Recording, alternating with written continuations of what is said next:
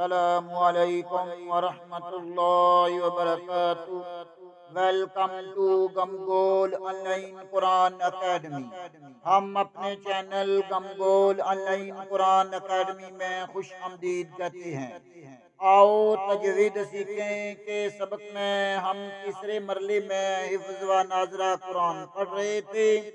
अल्हम्दुलिल्लाह सुम्मा अल्हम्दुलिल्लाह हम सूरत नास से लेकर सूरत अश-शम्स तक मुकम्मल पढ़ चुके हैं। आज हम इंशाअल्लाह सूरत अश-शम्स की दोबारा रिपीट करेंगे। आए सबक का आगाज करते हैं। अऊज़ु बिल्लाहि मिनश शैतानिर रजीम। बिस्मिल्लाहिर रहमानिर रहीम। वश्शम्सि वदुहाहा वल क़मरि इज़ा तलाहा वन्नहारि इज़ा जल्लाहा वल्लैलि इज़ा यग़शाहा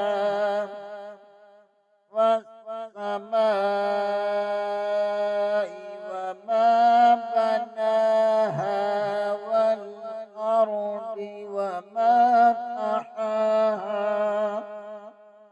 वनफ्सिन वमा सव्वाहा फअल्हमहा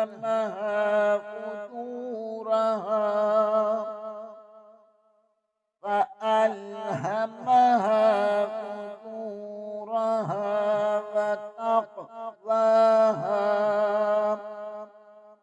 قد أفلح من زكاها وقد خاب من دساها كذبت ثمود بطغواها إذ انبعث أشقاها فقال لهم رسول الله ناقة الله وسقياها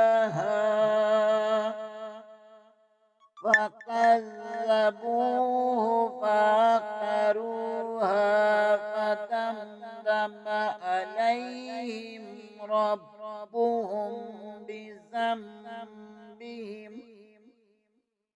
بذنبهم فسواها ولا يخاف عقباها صدق अल्लाहुल अज़ीम। आज के लिए इतना ही। इंशाअल्लाह अगले प्रोग्राम में दोबारा हाजिर होंगे बशर्ते जिंदगी। तब तक के लिए इजाजत।